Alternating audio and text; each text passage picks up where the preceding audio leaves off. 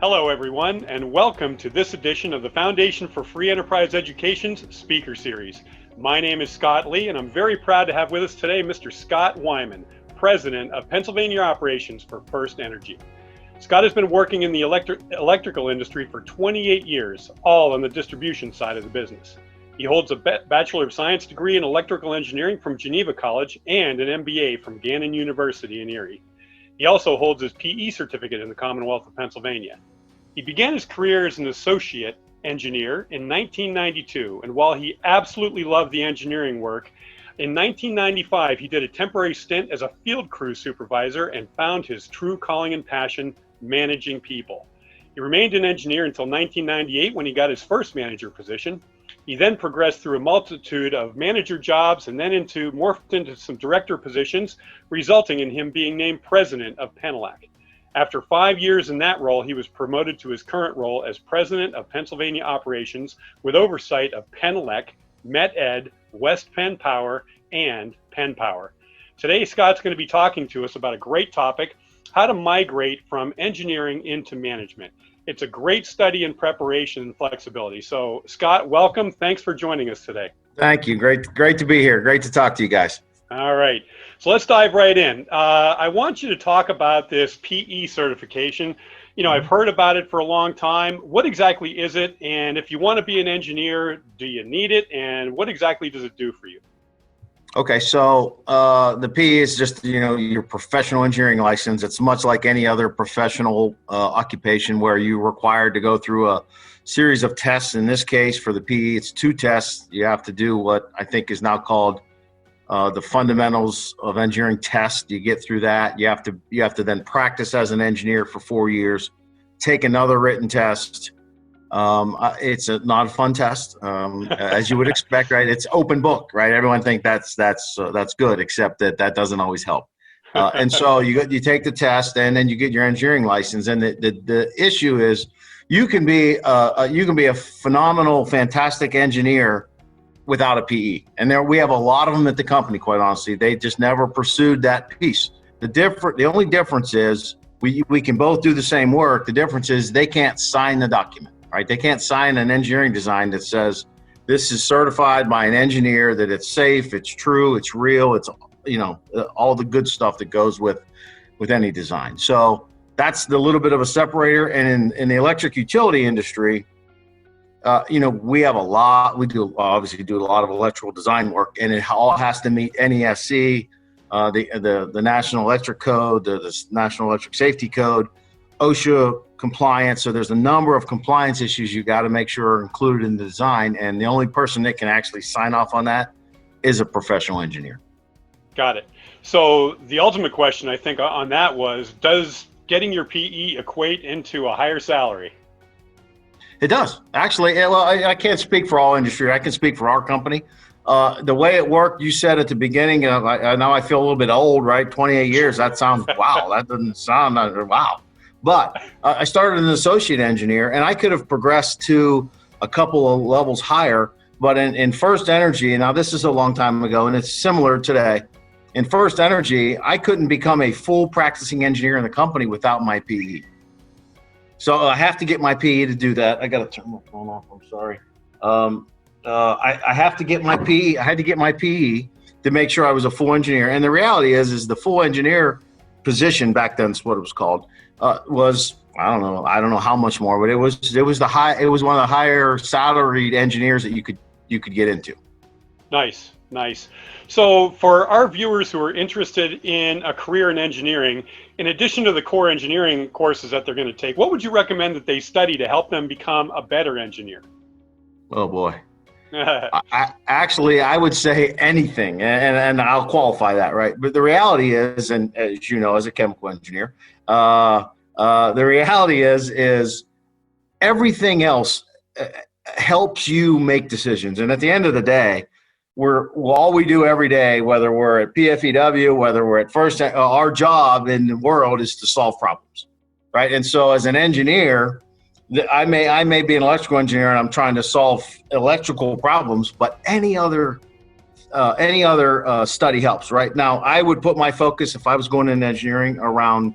I have a minor in math, right? Because I enjoyed math, which is part of the reason why I moved to engineering. And so I spent a lot of time doing the math and understanding the math. And I'll be honest, paid off when it came time to take that PE test. Yeah. Right. Yeah. But I actually, I've learned a lot over the years and have maybe matured enough that I actually think that even things like art and even some of the English and literature classes that are out there, they open your mind up. And so I think it all applies, to be honest with you. But, me as a technical person, as more of a math science person, that was where I put my focus. Great. So you're kind of an interesting case study here. You went back really later on in your career to get your MBA. What made you do that, and what did it get you? What did it bring to you?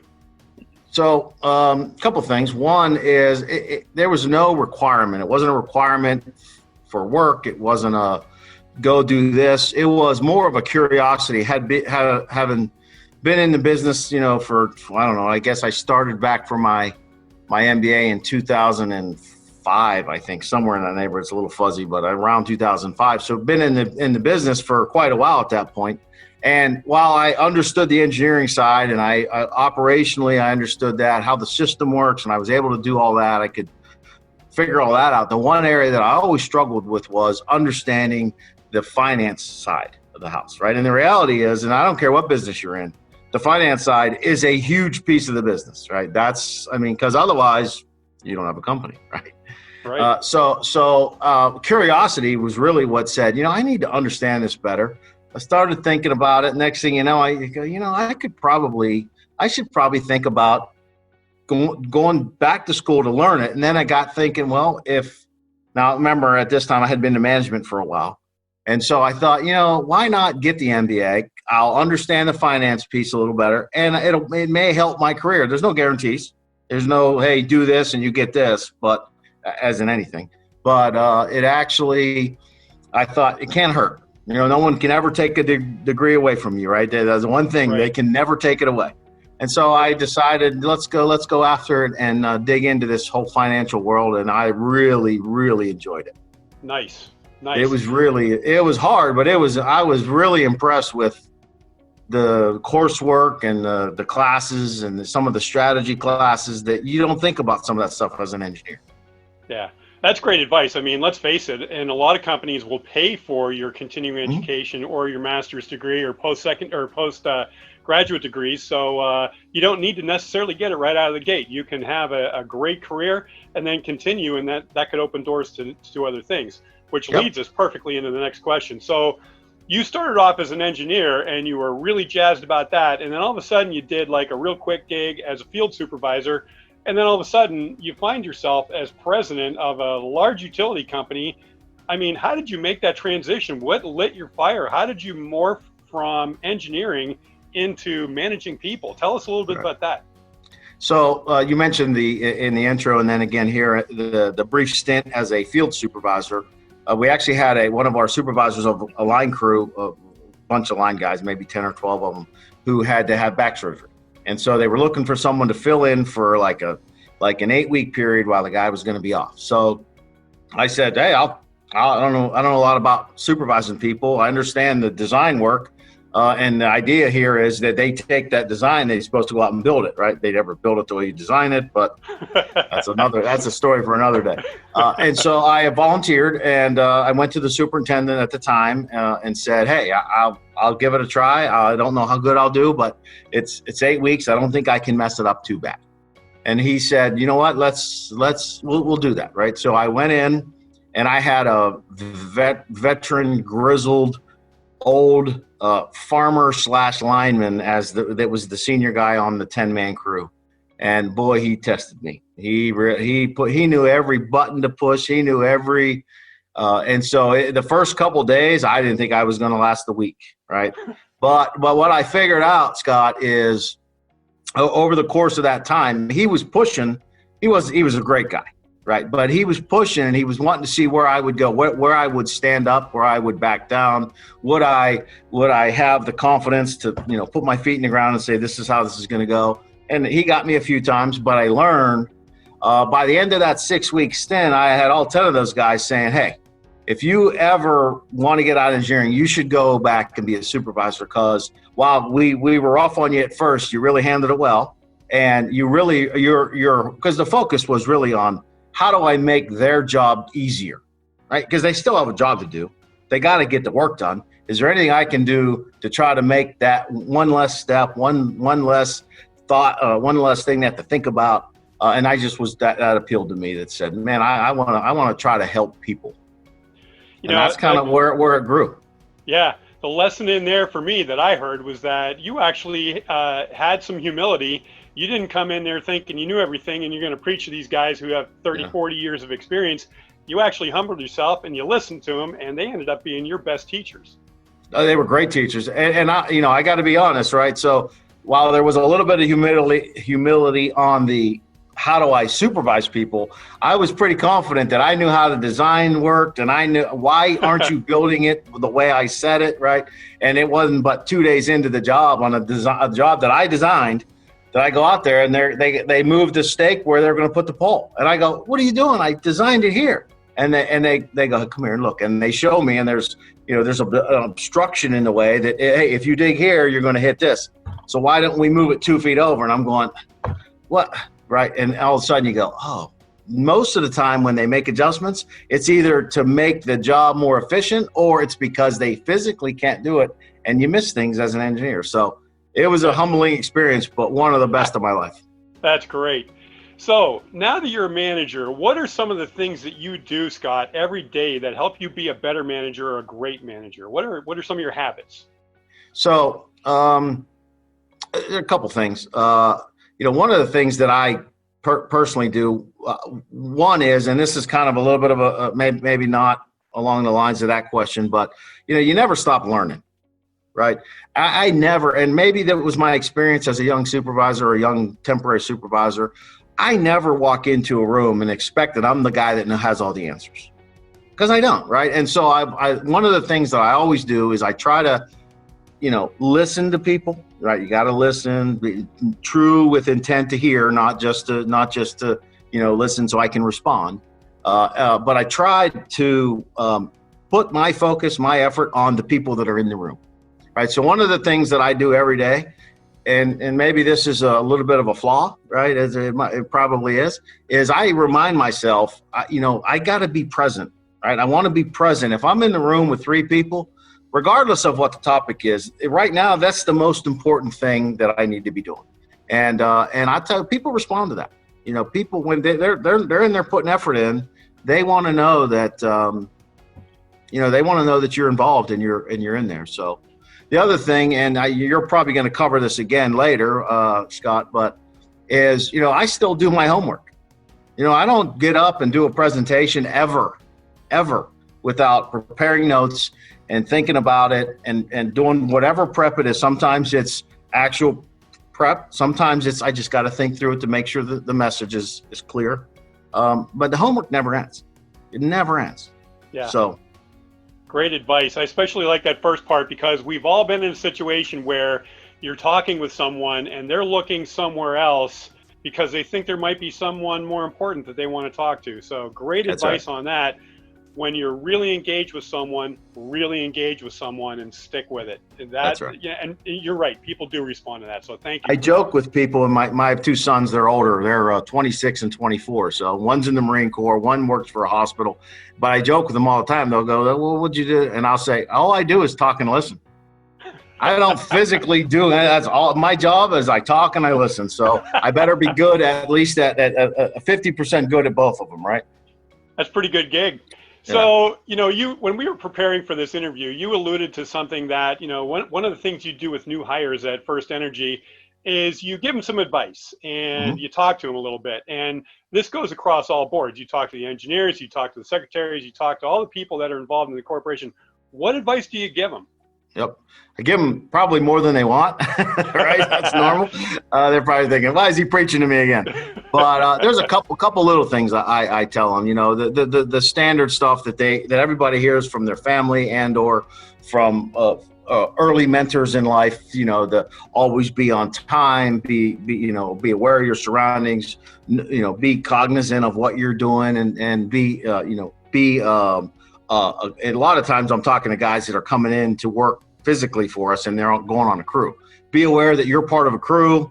You need, when you don't do something, it affects other people, things like that. But probably the one piece of advice, and I mentioned it a little bit there, is I tell even the young linemen, they come in, they get out of line school, they're ready to go. They want to climb poles, and they've been climbing and they're good at it. Trust me. And I tell them, look, just because you're out of school now and you're now working, homework doesn't stop. You should be doing homework every day. When you go home at the end of the day, I'll guarantee you there was something in that job that you did today that you didn't understand. I guarantee it, right? Whether it was a line leader said something that you didn't quite catch, or somebody built a pole or made a connection and they did it different than you've ever seen done. There's something that happened today that you can go, why did they do it that? Or what was that? How do I get back? And so spend time. Don't go home, flop on the couch, lay around all night, come in the next day. You should always be trying to get better. And the one way you can do that is do your homework. It doesn't end, right? It doesn't end. I think I need to take that advice. I'm glad my boss isn't around here. Well, you think about it, Scott, these young guys that come in, they're out of high school for 3 years. They're doing work and they're handling, 12,000 volts of electricity. Right. And they got it right in the end of their hands, and they're not afraid of it. Yeah. It takes but you got to do your homework. You got to be in the game, right? Because it's like if you ever are, I don't know if you're a golfer, or if anyone's any sport, take a sport. Anybody that's a professional in the sport, what do they do when they're not playing on Sundays or playing in the tournament? What are they doing? They practice. They're practicing. That's the same thing linemen have. You got to practice, because this is not something that you want to just try to do half good, right? Because electricity is invisible and has no mercy. Yes, absolutely. That's great. Yep. So look, this time went really fast, but as we wrap this up, I want to find out about what maybe was the best piece of advice that you've ever received, and how did you use it? So, I talked earlier about when I went to that superintendent and asked him if I could go into the field crew. And he has been a mentor for me he still is, quite honestly. He is long retired. He lives in the villages down in Florida. I talk to him maybe once a year now, and now it's a little more casual. But his advice was you got to stop. You got to slow down. If you want to go fast, you got to go. You got to go slow to be fast, right? In other words, and I'm not saying it right, and I apologize. It's probably not going to come across right, but his thought is especially as a young engineer, as a young high school graduate, it doesn't matter, right? Or college graduate, you're coming out. You want to go 100 mile an hour as fast as you can down the road, and I want to go here, And his advice, which was really good, was to take let it come to you. It will. There'll be plenty of things. You don't have to go that fast. And you know what? At the end of the day, he's right. And you know what? We're learning it now from the COVID. Yeah. Right. PFEW is learning it too. Yeah. Right. We're all learning that, man. The slowing down, spending more time at home, having dinner at home now, it ain't so bad. Right. Yeah. So. Yeah. That was one piece of advice. There's probably 100 other, but I don't want to waste time with them. So. Yeah, no, that is absolutely spot on, perfect advice. Scott, this time went so fast. Thank you so much for joining us. What a great talk about engineering, education, learning, continual learning, doing your homework. It was fantastic. Yep. So thanks for joining us today. Ladies and gentlemen, if you want to reach out to Scott and learn anything more about engineering or anything that we've spoken about today, his contact information will appear at the end of this video. But again, Scott, thank you so much. Thanks for serving on our board of directors. Thanks for being a good guy and being on our side all the time and providing this fantastic talk today. Yeah, so one last comment I'll make, Scott. Yep. So I have my youngest son, my older son never went. My younger son went through PFEW. I've had several nieces go through PFEW, and I think every high school student should go through it. Now, I'm a believer. I know I'm biased, but like my niece was, when she got out of there, she came out knowing what she didn't want to do. And now that sounds strange, right? That's very important. She knew, I want no part of financial. That was not her thing. And, so I think whether you go in there and come out knowing what you want to do, or having an idea where you want to go, or coming out there knowing what you don't want to do, that's just as valuable. So I think every high school student in this state should go through PFEW. Man, I couldn't have said it better. That's why we do what we do, and that's why you're on our board. It's a great program. Thank you so much for that. Appreciate Thank you, that, Scott. Man. Appreciate your time. Yeah, thank you.